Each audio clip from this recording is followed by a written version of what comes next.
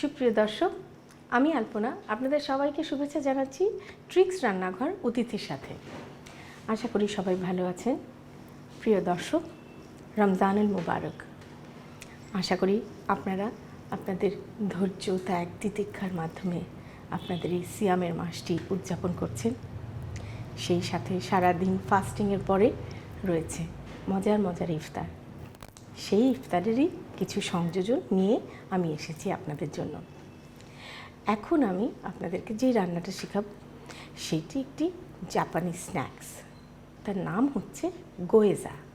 প্রিয় দর্শক, এই গোয়েজা তৈরি করার আগে চলুন আমরা একটু দেখে আসি এটা রান্না করতে কী কী উপকরণ লাগে।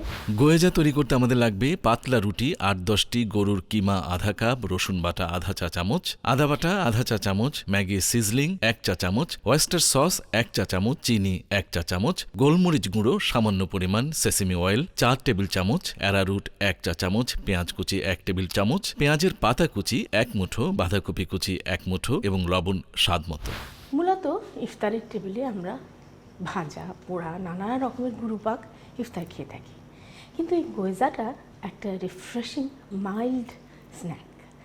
আমি আপনাদেরকে এই গোয়েজাটা এখন বানানো দেখাচ্ছি। গোয়েজার জন্য লাগবে আপনার এরকম ডাম্পলিংয়ের পাতি, পাতলা পাতলা রুটি যেগুলো তৈরি করা হয়েছে অ্যারারুট, ময়দা এবং ডিমের সহযোগে। আজকাল বিভিন্ন সুপার মার্কেটে বলেন কিংবা চাইনিজ মশলা পাওয়া যায়, এরকম মার্কেটে এই পাতলা পাতিগুলো প্যাকেটে 25টা করে কিনতে পাওয়া যায়। আপনারা অনায়াসে এই পাতি দিয়ে গোয়েজা তৈরি করতে পারবেন। আপনাদের যেই জিনিসটা সবচেয়ে লক্ষ্য করতে হবে সেটা হচ্ছে এটার প্যাচটা। আমরা সেখানে পরে আসছি। গোয়েজার পাতি একবার প্যাকেট থেকে খুলে ফেললে সবসময় একটা ভেজা ন্যাপকিন দিয়ে এটাকে ঢেকে রাখবেন, নতুবা এটা ড্রাই হয়ে গেলে কিনারগুলো মুচমুচে হয়ে যায়, তখন আপনি আর এটা প্যাঁচাতে পারবেন না। গোয়েজা তৈরি করতে গেলে প্রথমেই লাগবে এটার পুর তৈরি করা। আমরা পুর তৈরি করব, তার জন্য নিয়েছি কিমা। কিমার মধ্যে আপনি এখন প্রথমে সিজনিংগুলো সব দেবেন। যেমন এখানে প্রায় হাফ কাপের মতন কিমা আছে, হাফ টিস্পুন রসুন বাটা, হাফ টিস্পুন আদা বাটা, 1 চা চামচ ম্যাগি সিজনিং, 1 চা চামচ ওয়েস্টার সস, তারপরে দেব সামান্য একটু লবণ, কারণ আমাদের ওয়েস্টার সস এবং ম্যাগি সিজনিং সসে যথেষ্ট লবণ আছে। চিনি আধা চামচের একটু বেশি। এরপরে দেব একটু গোলমরিচের ফাঁকি, সেই সাথে সামান্য একটু সেসেমি অয়েল, আর দেব প্রায় 1 টিস্পুন ভর্তি করে অ্যারারুট। এবার সুন্দর করে এটাকে মাখিয়ে নিতে হবে, একদম স্মুথলি মাখিয়ে নেবেন। এইভাবে মাখিয়ে নিলে হবে কি, পুরো কিমাটার মধ্যে সিজনিংগুলো চলে যাবে যথাসম্ভব স্মুথ। এবারে আমরা এর মধ্যে সবজিগুলো দেব। পেঁয়াজ কুচি, মিহি করে পেঁয়াজ কুচি করে নেবেন, প্রায় 1-1.5 টেবিল স্পুন। পেঁয়াজের পাতা কুচি, সবুজ অংশটা হলে ভালো হয় 1 মুঠ, এবং 1 মুঠ পরিমাণ বাঁধাকপি কুচি। বাঁধাকপির পাতা এরকম পুরো পুরো কুচি করে এবার ভালো করে কচলে এটা মেখে নেবেন, যেন আপনার এই ভিতরের স্টাফিংটা বেশ আর্দ্র থাকে, ঝুরঝুরে না হয়। প্রিয় দর্শক, আমাদের স্টাফিং রেডি।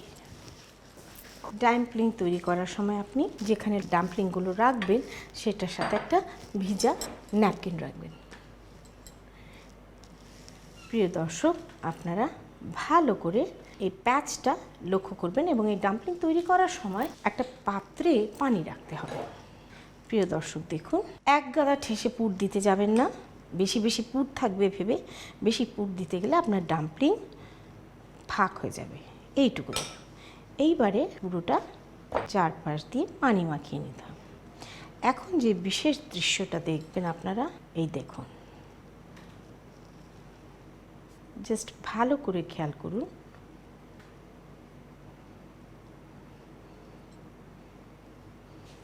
এইরকম সেইভাবে আমি আপনাদের সুবিধার জন্য আরও কয়েকটা বানাচ্ছি।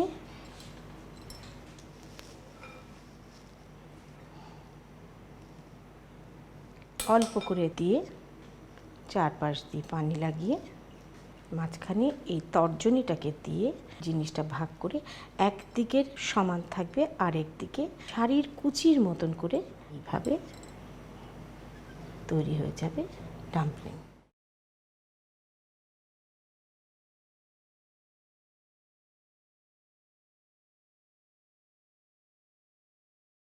প্রিয় দর্শক, তাহলে আমাদের ডাম্পলিংগুলো তৈরি হয়ে গেল। আমরা এটাকে বিশেষ উপায়ে ভাজব। তার জন্য ফ্রাইং প্যানটা গরম দিয়েছি। এর মধ্যে আমরা সামান্য একটু সেসমি অয়েল দিয়ে জাস্ট একটু এটাকে তাওয়াটাকে মুছে দেব। এবারে এর মধ্যে সুন্দর করে ফাঁকা ফাঁকা করে ডাম্পলিংগুলোকে বসিয়ে দেব।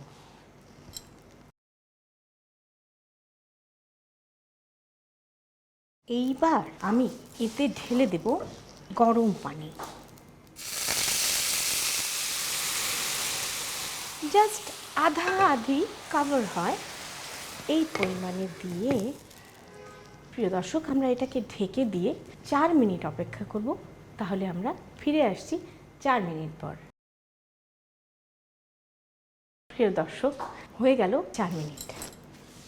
দেখুন কি সুন্দর শুকিয়ে গেছে। এখন আমাদের যে বিশেষ অংশটা, আমরা জালটা কমিয়ে দিয়ে সেসমি অয়েল, জাস্ট এই চিপাগুলো দিয়ে এই 2 টেবিল স্পুনের মতন সেসমি অয়েল দিয়ে আবার আমরা জালটাকে বাড়িয়ে দিয়ে ঠিক 2 মিনিটের জন্য এটাকে ভাজা হতে দেব। প্রিয় দর্শক, হয়ে গেল 2 মিনিট। আমাদের পট স্টিকার্স রেডি। চলুন আমরা দেখি কি হলো। এবং এটা পরিবেশনের ধারাটাও একটু ভিন্ন। এটাকে এইভাবে দিবেন না, এটাকে এইভাবে আপসাইড ডাউন করে দিতে হবে, কারণ ভাজা দিকটাকে দেখিয়ে দিতে হবে। প্রিয় দর্শক, এই আমাদের পট স্টিকার্স তো তৈরি হয়ে গেল। এখন এটাকে আপনারা কিভাবে খাবেন? একটা ডিপিং সস বানিয়ে নেবেন। একটু ম্যাগি সিজনিং সস, একটু চিনি, একটু সেসমি অয়েল আর একটু ভিনেগার পানি দিয়ে গলে এরকম একটা পাতলা ডিপিং সস তৈরি করে নেবেন। এইভাবে মাঝখানে বসিয়ে দিয়ে,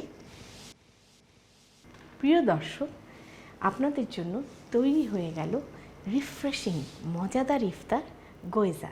আপনাদের সবার সুবিধার জন্য চলুন এটার প্রণালীটা আর একবার দেখে আসি। প্রথমে একটি পাত্রে গরুর কিমা, রসুন বাটা, আদা বাটা, ম্যাগি সিজলিং, ওয়েস্টার সস, লবণ, চিনি, গোলমরিচ গুঁড়ো, সেসমি অয়েল ও অ্যারারুট একসাথে ভালো করে মেখে নিন। তারপর এতে পেঁয়াজ কুচি, পেঁয়াজ পাতা কুচি ও বাঁধাকপি কুচি দিয়ে আবারও মেখে স্টাফিং তৈরি করে নিন। এবারে পাতলা রুটির ওপর তৈরি করা স্টাফিং অল্প অল্প করে নিয়ে রুটিটির চারপাশে পানি মেখে সুন্দর করে মুড়িয়ে ডাম্পিং তৈরি করে নিন। এরপর একটি প্যানে সেসমি অয়েল দিয়ে মুছে নিয়ে এতে তৈরি করা ডাম্পিংগুলো সাজিয়ে বসিয়ে নিন। এবার এতে গরম পানি দিয়ে ঢেকে 4 মিনিট জাল দিন। তারপর এতে সেসমি অয়েল দিয়ে ঢেকে আরও 2 মিনিট জাল দিন। সবশেষে পাত্রে তুলে ডিপিং সস দিয়ে পরিবেশন করুন মজাদার ইফতার গোয়েজা।